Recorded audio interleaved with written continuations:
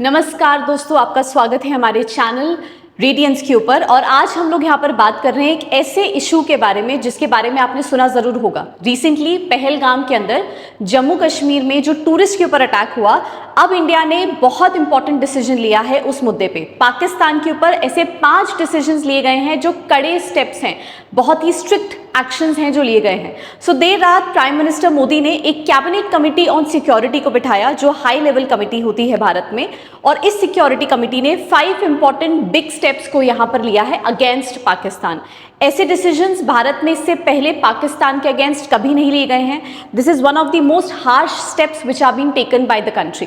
सो चलिए जानते हैं इसके बारे में कि क्या है ये पूरा इशू, और ये 5 बड़े डिसीजंस यहाँ पे जो प्राइम मिनिस्टर ने लिए हैं कैबिनेट कमेटी ऑन सिक्योरिटी में इंपॉर्टेंट डिसीजंस लिए गए हैं, उनके बारे में आज हम लोग यहाँ पे जानेंगे। जैसे कि हम जानते हैं कि टूरिस्ट के ऊपर पहलगाम पे अटैक किया गया सिर्फ और सिर्फ ये बात पूछकर कि वो कौन से पर्टिकुलर फेथ को, रिलीजन को फॉलो कर रहे हैं, और उसके बेसिस पे उन्होंने बोला कि अगर वो किसी हिंदू रिलीजन को फॉलो कर रहे हैं तो उन्होंने बोला कि उनको मार दिया गया। तो यहाँ पर इसी के रिस्पेक्ट में इंडिया की तरफ से क्या रिस्पॉन्स आया है, गवर्नमेंट की तरफ से क्या रिस्पॉन्स आया है, उसको हम लोग यहाँ पे देखने वाले हैं। सबसे पहले यहाँ पर immediate action, prime minister Modi ने यहाँ पे कैबिनेट कमेटी ऑन सिक्योरिटी को बिठाया, जो एक highest level of security committee है इंडिया के अंदर, जिसके ऊपर डिसीजन लेने के ऊपर बात करी गई। और ये डिसीजन लेने की नौबत इसलिए आई है क्योंकि एक टेररिस्ट अटैक जो पहलगाम में किया गया है, जिसका ऑब्जेक्टिव है कि हम पाकिस्तान के ऊपर इस समय डिप्लोमैटिकली, स्ट्रैटेजिकली यहां पर उसे प्रेशर बिल्ड कर सके, इकोनॉमी वाइज, डिप्लोमैटिकली और स्ट्रैटेजिकली उसके ऊपर प्रेशर को बिल्ड करा जा सके। सो objective is diplomatic isolation of Pakistan without any military action. अभी मौजूदा स्थिति तक जब अभी हम लोग देख रहे हैं तो अभी गवर्नमेंट की तरफ से, इंडियन गवर्नमेंट की तरफ से कोई मिलिट्री एक्शन नहीं हुआ है। हम जानते हैं कि 2016 में सर्जिकल स्ट्राइक हुई थी, 2019 में एयर स्ट्राइक हुई थी, लेकिन अभी इस समय इस सिचुएशन में कोई मिलिट्री एक्शन नहीं हुआ है, बट डिप्लोमैटिक प्रेशर बनाने की पूरी कोशिश करी गई है इस समय गवर्नमेंट की तरफ से। क्या है वो एक्शंस, वो मीटिंग के दौरान में क्या लिए गए हैं, उन स्टेप्स के बारे में जरा एक बार हम लोग देख लेते हैं।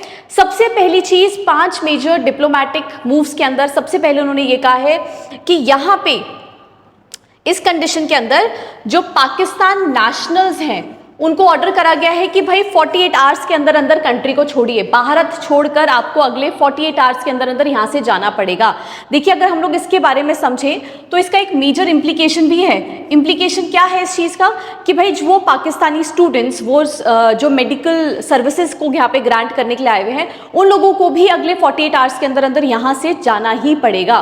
ये एक सबसे बड़ा स्टेप है जो हम लोग देख पा रहे हैं, और इससे पहले कभी ऐसा मूव नहीं लिया गया है कंट्री के द्वारा। दूसरा, suspension of the Indus water treaty.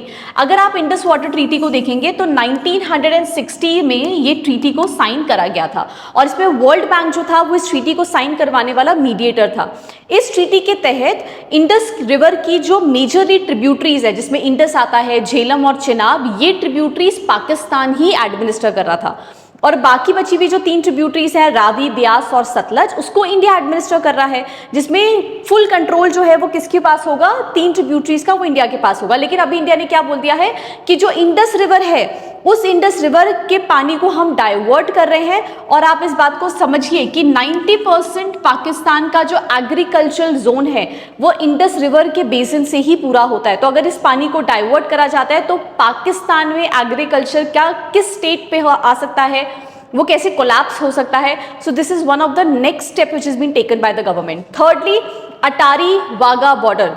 जब भी कोई इंसान अमृतसर जाता है ना, वो जनरली अटारी बॉर्डर पे जाते ही जाता है, वहाँ पे जो बीटिंग परेड्स होती हैं उनको देखने के लिए। और पहली बार यहाँ पर उन्होंने, गवर्नमेंट ने बोला है कि भाई हम अटारी वाघा बॉर्डर को इस समय क्लोज कर रहे हैं, ना ही कोई लोग एक जगह से दूसरी जगह पे मूव करेंगे, और ना ही किसी तरीके का फ्राइट मूवमेंट यहाँ पर होगा।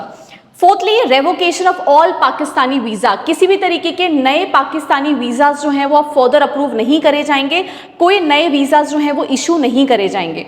And withdrawal of the Indian diplomats from the Pakistan. जितने भी डिप्लोमैट्स जो हमारे पाकिस्तान के अंदर रह रहे हैं, देखिए आप जानते हैं दोनों कंट्रीज में क्या होती है, एम्बेसीज होती हैं, और उन एम्बेसीज के अंदर वहाँ पे डिप्लोमैट्स जो हैं वो रहते हैं, वो स्टेशन रहते हैं। तो इंडिया ने बोला है कि हमारे जितने भी इंडियन डिप्लोमैट्स हैं जो इस समय पाकिस्तान में रिसाइड कर रहे हैं, वो उनको भारत वापस बुला लिया गया है, और इनको भी बोल दिया गया कि भाई तुम अपने देश वापस जाइए। किसी भी तरीके की डिप्लोमैटिक टाइज जो हैं वो दोनों नेशंस के बीच में इस समय नहीं करे जाएंगे इस मौजूदा स्थिति के अंदर। फर्दर अगर हम लोग यहाँ पे देखें सो ये एक्शंस हैं हाई लेवल कमेटी के अंदर, जो सरकार की तरफ से ये बात बोली गई है कि हम हाई लेवल कमेटी में ये स्ट्रिक्ट एक्शंस अभी के लिए ले रहे हैं, बट आगे हमें पता चलता रहेगा कि अगर इसके बाद भी गवर्नमेंट कोई मिलिट्री स्टेप भी उठा सकती है। इस बार सरकार ने एक चीज बिल्कुल क्लियर कर दी है that India has come up with a new doctrine and that doctrine is there is no cooperation without peace and counter terrorism compliance. जब तक आप मौजूदा स्थिति में शांति नहीं करेंगे, जब तक आप पीस बरकरार नहीं करेंगे, जब तक आप काउंटर टेररिज्म एक्शंस पाकिस्तान नहीं लेगा, तब तक इंडिया के साथ कोई कॉपरेशन की उम्मीद वो बिल्कुल भी ना रखे। अ shift towards the strategic pressure over the military retaliation. तो मिलिट्री रिटेलिएशन आगे हो सकता है, आगे पता चलेगा हमारे को कि गवर्नमेंट इसमें भी कुछ फर्दर एक्शन क्या ले सकती है। स्ट्रैटेजिक इंप्लीकेशंस की अगर हम लोग बात करें इस समय, तो India pivots to diplomatic escalation over the confrontation, जिसमें जैसे आप देखिए कि इंडिया और ये जैसे 7 नेशंस हैं जिनको हम बोलते हैं सार्क नेशंस, इन सार्क नेशंस के अंदर वीजा के लिए बेसिकली वीजा एग्जेम्पशंस होते हैं कि जो डिप्लोमैट्स हैं, जो जर्नलिस्ट हैं, और वो 7 नेशन से आ रहे हैं, इन 7 नेशन से आते हैं, इंडिया, पाकिस्तान, बांग्लादेश, भूटान, मालदीव्स। तो ये जो 7 नेशन है वो रीजनल इंटीग्रेशन को बढ़ाने के लिए, कॉपरेशन को बढ़ाने के लिए ये सार्क नेशंस में वीजा एग्जेम्पशन होता है कि वो एक दूसरे की कंट्रीज के अंदर मूव कर सकते हैं। बट इन्होंने बोला ये डिप्लोमैटिक एक्सकेलेशन है, अपने डिप्लोमैट्स को वापस बुला लिया, बायलैटरल ट्रेड्स को यहाँ पे अभी खत्म करने की बात करी जा रही है। इंडस वाटर का सस्पेंशन, इंडस वाटर को रोकना, इंडस नदी के पानी को रोकना अपने आप में पाकिस्तान की एग्रीकल्चर को बिल्कुल कोलैप्स कर सकता है, सूखा पड़ सकता है पाकिस्तान के अंदर इस स्थिति के अंदर। Border closures definitely trade travel को भी ऑल्टर करेंगे, ना ही कोई डेलीगेशन यहाँ से वहाँ जाएंगे, ना ही कोई फैमिलीज एक जगह से दूसरी जगह पे मूव कर सकती हैं।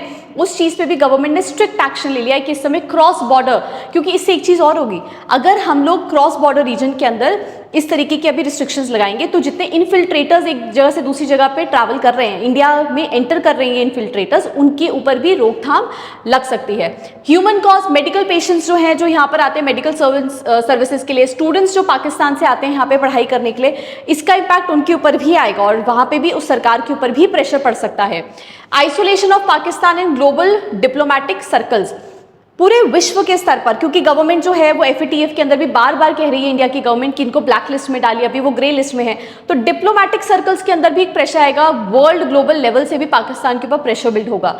रीइंफोर्सेस India zero tolerance policy towards the terrorism, कि टेररिज्म के प्रति भारत अब फर्दर किसी भी तरीके के एक्शंस को आपके बेयर नहीं करने वाला है। अगर आप टेररिज्म फैलाएंगे तो भारत से किसी भी तरीके की कॉपरेशन की उम्मीद मत रखिएगा और उसका मुंह तोड़ जवाब भारत आपको जरूर देगा। ये बात गवर्नमेंट ने अपने इन 5 स्टेटमेंट्स के थ्रू, 5 एक्शंस के थ्रू क्लियरली डिफाइन कर दी है। तो sophisticated non military pressure tactics इस समय इस्तेमाल करी गई है। स्ट्रैटेजिकली अभी वाटर, डिप्लोमेसी और ट्रेड के द्वारा पाकिस्तान पे प्रेशर बिल्ड करने की कोशिश करी है। डिप्लोमेसी को साउथ एशियन रीजन के अंदर जो अभी तक सार्क नेशंस के साथ इंटर रिलेशंस बिल्ड करने की कोशिश करी जा रही थी, उसके ऊपर भी यहाँ पर काम करा गया है। एंड पैरेलली अगर आप देखेंगे, this signals that there is going to be, it signals that there is going to be the long term policy realignment on national security, जहां भारत एक बहुत ही क्लियर मैसेज दे रहा है कि हमारी नेशनल सिक्योरिटी, अगर आप हमारे यहाँ के लोगों के ऊपर इस तरीके का अटैक करेंगे, टेररिस्ट अटैक करेंगे, तो भारत शांत नहीं बैठेगा, उसका जवाब भी आपको मुंह तोड़ देगा।